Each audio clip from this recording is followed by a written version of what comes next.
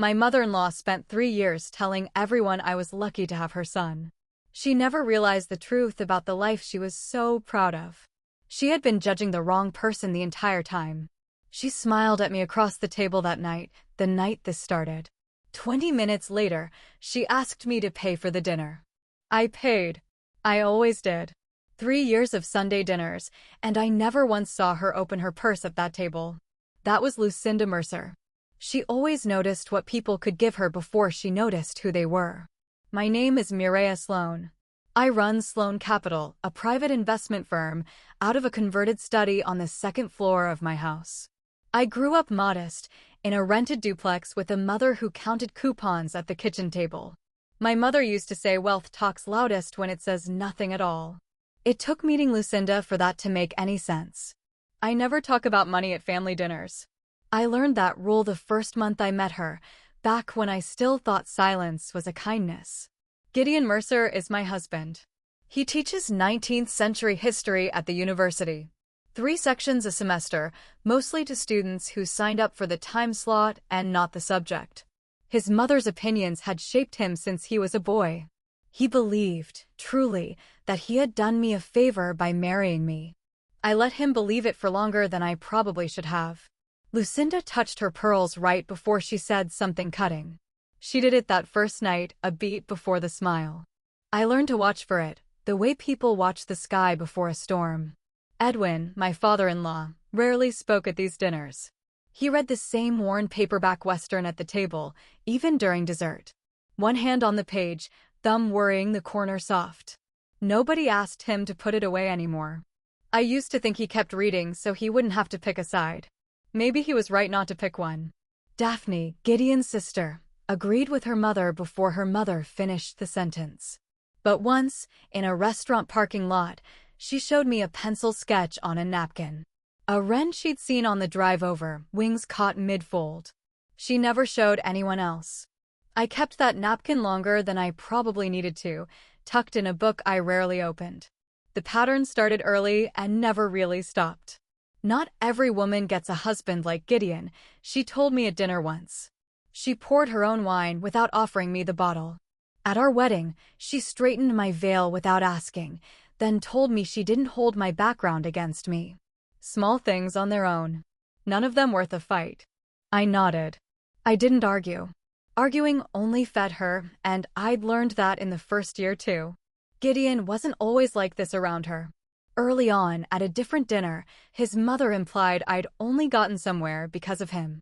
Gideon set down his fork. She got there on her own merit, he said, flat and simple. Lucinda blinked, surprised, and let the subject drop. I held on to that moment for years, hoping it would happen again. It never quite did, not like that. There was an early dinner, before I understood the rules, when I mentioned a client meeting that had run long. Lucinda set down her fork. A meeting, she repeated, like the word itself amused her. What exactly do you do again, dear?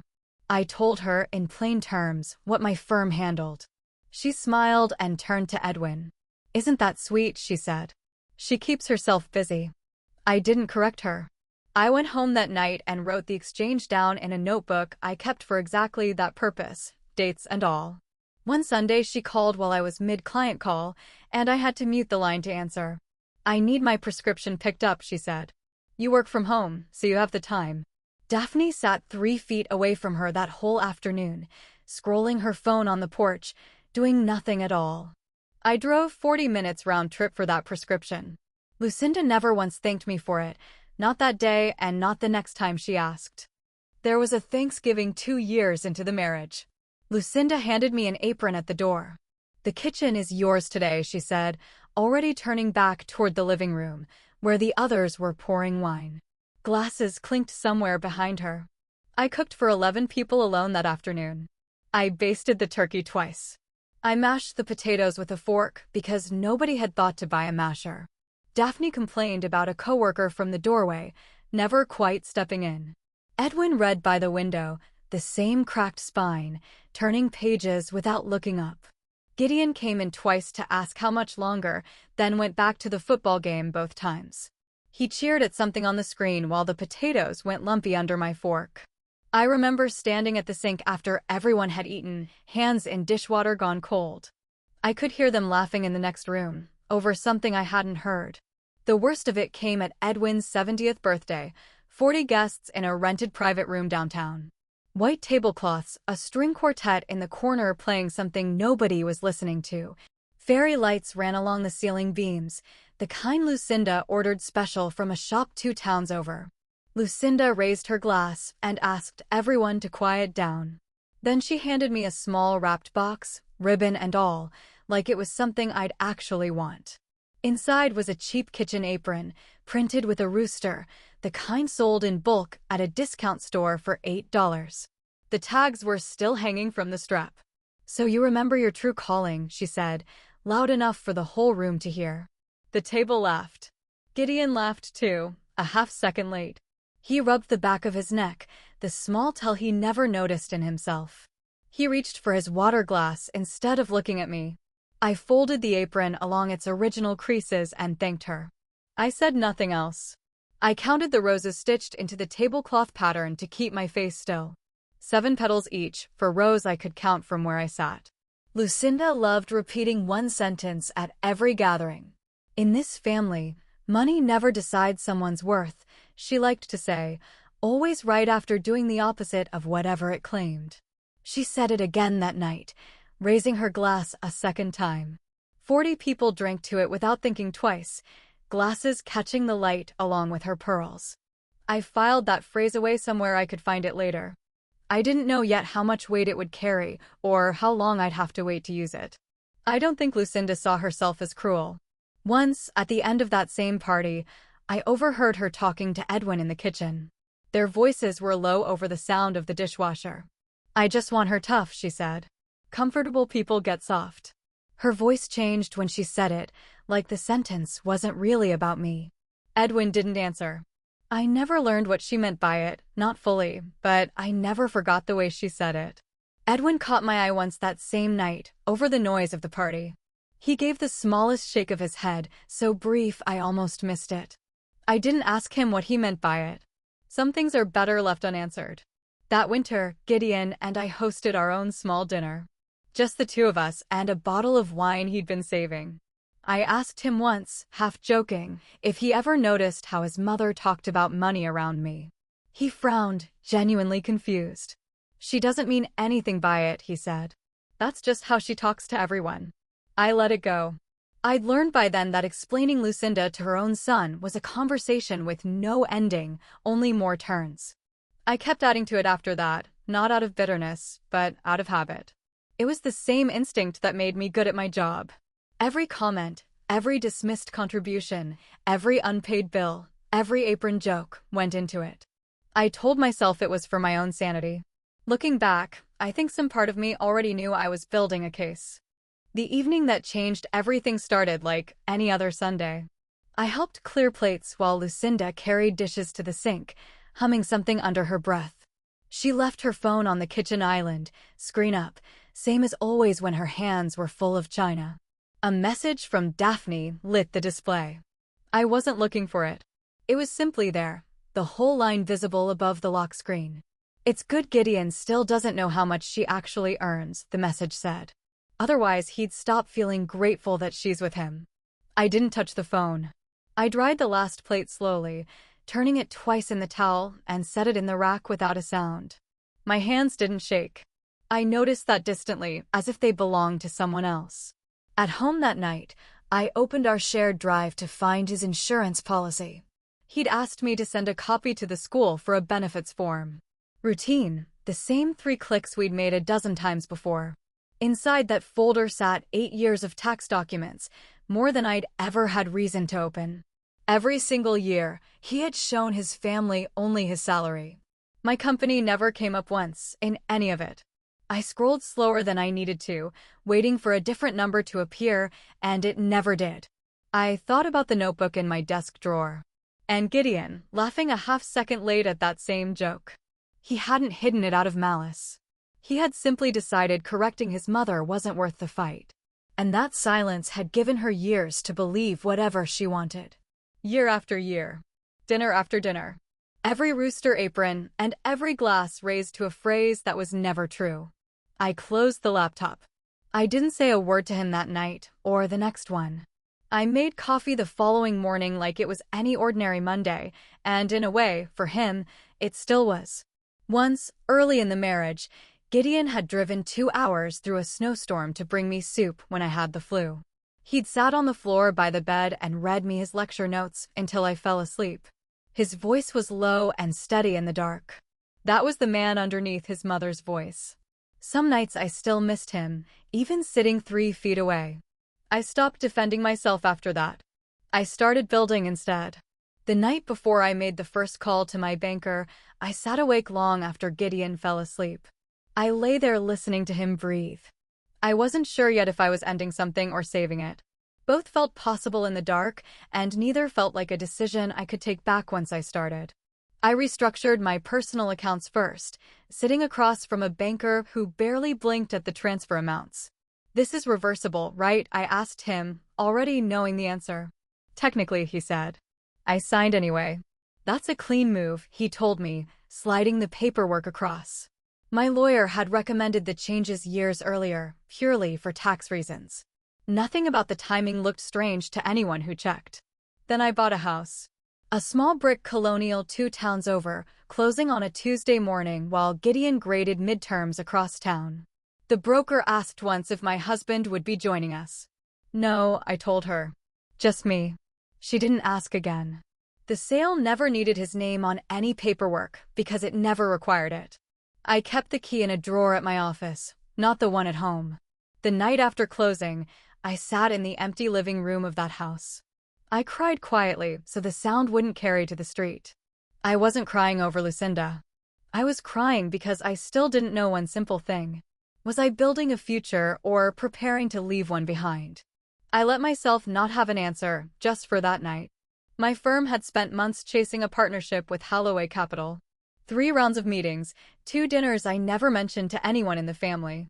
I rehearsed the pitch in my car more than once, alone in a parking garage, before ever walking in. The night we signed, their managing partner shook my hand across a conference table. "This is the start of something bigger than either of us expected," he said. The deal was worth $40 million, more than Gideon would earn across several decades of teaching. It was covered in trade publications within my industry that same week, a short paragraph most people would scroll past without stopping. Last, I rewrote my will, sitting in a lawyer's office with a view of a parking lot half full of delivery vans. A children's education fund became the primary beneficiary, ahead of anyone with the last name Mercer. "Are you certain?" the lawyer asked, twice, in the careful way lawyers ask things they already suspect the answer to. My pen hovered over the signature line longer than I expected it to, the nib resting against paper without pressing down. I told her I'd never been more certain of anything in my life. Mostly by then, that was even true. She asked if I wanted to leave anything to Gideon directly, separate from whatever we already shared. I thought about it for a long moment, longer than I expected to need. In the end, I left him our house, the one we'd bought together early on, nothing more and nothing less. He'd never asked me for anything else, and I wasn't going to give him a reason to start. Nolan Avery walked me through all of it in one afternoon at his office. A tin of shortbread sat open on the desk between us. "Good decisions never rush," he told me. "Most people spend years talking about doing this and never take the first step," he added. "You're taking it." Lucinda started calling more often that month. "Why did you stop visiting?" she asked, her voice climbing at the end of the sentence. "You seem cold lately," she said, 3 days later, on a different call, as if she were building a case against me. One call ran longer than the others. She talked for 10 minutes about a cousin's wedding, a caterer she didn't trust, a dress she was thinking of returning. Then, almost as an afterthought, she asked if Gideon's salary had gone up this year. I told her I didn't know off the top of my head. It was technically true. I stayed calm on every one of them. I gave her nothing new to hold, answering in short sentences and letting the silences sit until she filled them herself. On one of those calls, she asked outright if Gideon and I were having money troubles. I asked her why she'd think that. "You've both been so quiet," she said. Quiet people are usually hiding something. I told her we were fine, better than fine, and left it there. She didn't push. She rarely pushed when she couldn't see a way to win. Gideon noticed the change too. "You've become someone different," he told me one night, standing in the kitchen doorway with his arms crossed. "I've just stopped rushing," I told him. He didn't understand what that meant, and he never asked twice. Daphne texted me once that spring, out of nowhere. "Just checking in," the message said. Nothing about her mother, nothing about the family, just that. I stared at it for a while before I answered. "I'm good," I wrote back. "How's the sketchbook?" She sent a photo of a new drawing, a heron this time, standing in reeds. Then, almost as an afterthought, she added one more line. "I've seen things for years that I never knew how to say," she wrote. It was never just about being scared of her, she added. It was easier to stay quiet than to be the one who broke the family apart. We didn't talk about anything else.